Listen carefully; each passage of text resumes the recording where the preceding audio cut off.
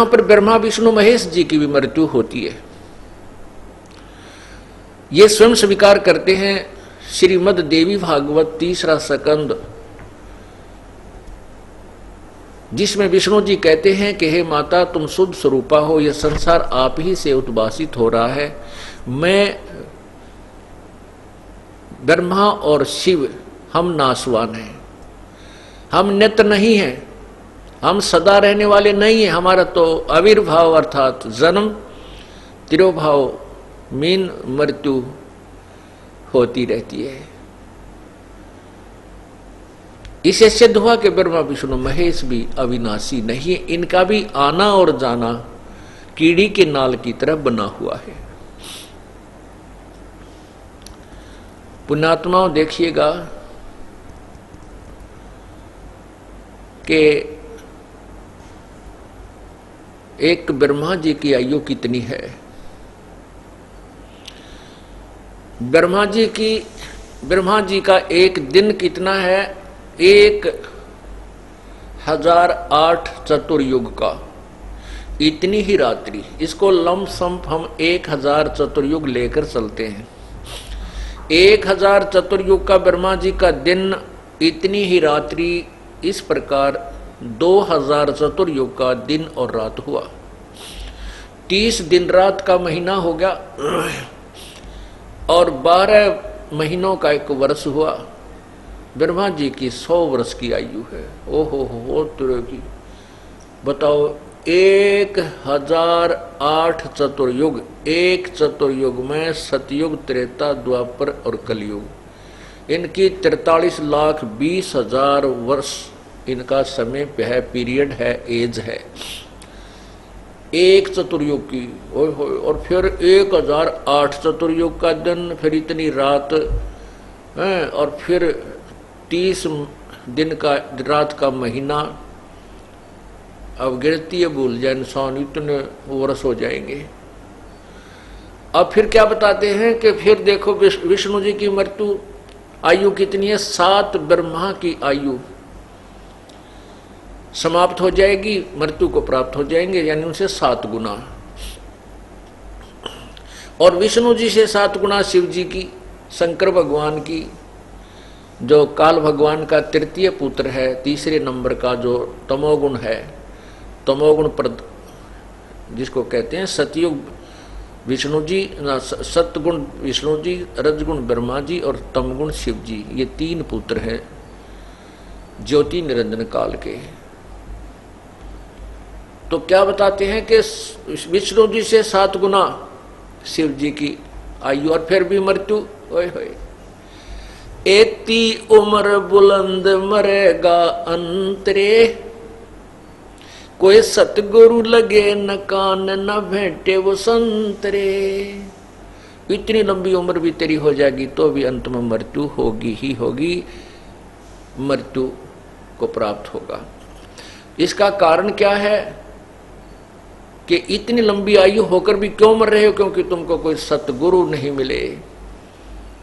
सतगुरु मिले तो इच्छा मेटे, पल पद मिल पदे समाना, चल हंसा उस लोक पठाऊं जो आदि अमर अस्थाना।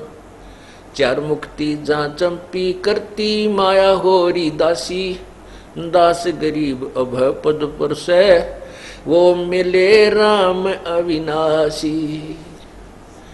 ब्रह्मा विष्णु महेश की मृत्यु और इनके पिता काल ब्रह्म की मृत्यु। स्वयं कहता है कि मेरे भी जन्म मृत्यु होती है, लेकिन मेरे और जन्म अलौकिक हैं। वो अलौकिक कैसे हैं, वो एक अलग कहानी है, लंबा विस्तृत ज्ञान वो अलग से बनता है, इसका बहुत गहन विषय है ये। वो क्या होता है कि 70,000 जब शिव मर जाते हैं, 70,000 शिव, ये काल का पुत्र जो सबसे लंबी आयु युक्त है, तब एक ब्रह्मांड का विनाश हो जाता है। इसमें केवल बाहरली बाउंड्री रह जाती है, इसमें और कुछ शेष नहीं रहता, ना पृथ्वी रहती, ना या चांद सितारे रहते। और फिर ये क्या करता है, ये काल भी जो अपना शरीर इसको ये स्वयं अपना शरीर धारण करता है, इस शरीर को छोड़ देता है, ये फिर इस सभी प्राणियों को दूसरे ब्रह्मांड में ले जाता है। 21 ब्रह्मांड है इसके। तो वो जो एक काल की मृत्यु हुई, 70,000 शिव मर जाने के उपरांत जो काल की एक मृत्यु हुई, काल मर्या, तो वो एक युग है परब्रह्म का, अक्षर पुरुष का। ये क्षर पुरुष है काल, अक्षर पुरुष का एक युग हुआ। अब विचार कीजिए, अब परब्रह्म की मृत्यु समझाते हैं आपको। अब एक युग हो गया, जब 70,000 शिव मर गए तो काल मर गया। काल की एक बार एक ब्रह्मांड का नाश होता है और काल की मृत्यु होती है, तो एक युग हुआ परब्रह्म का। ऐसे ऐसे 1,000 युग की परब्रह्म का दिन है, इतनी ही रात्रि है। और ऐसे ही फिर 1,000 युग का दिन, 1,000 युग की रात्रि। नोट चतुर्युग, ये ध्यान रखना। इसमें चतुर्युग नहीं है, इसमें केवल युग है।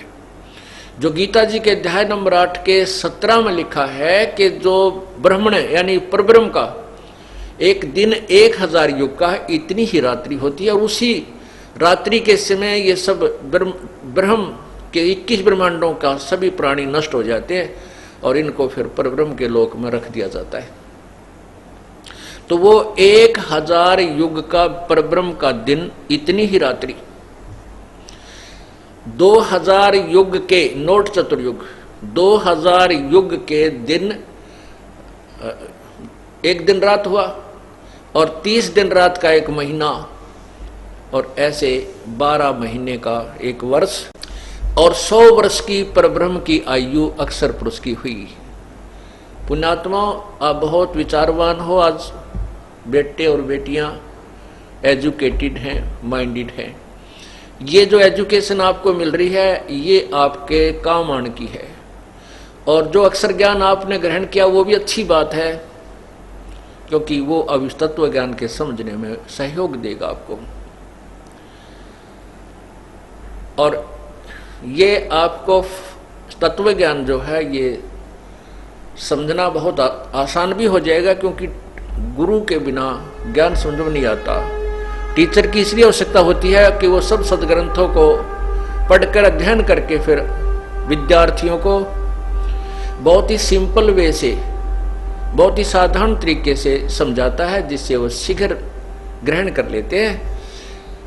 इसलिए बताया है कि गुरु बिन काहू न पाया ज्ञाना, जो थोथा वो छड़े किसाना। 8वें अध्याय, गीता जी के 8वें अध्याय के 70वें श्लोक में कहा है कि वो ब्रह्मण यानी परब्रह्म का जो एक दिन है, वो 1,000 चतुर्युग का है, 1,000 युग का है, चतुर्युग का नहीं है।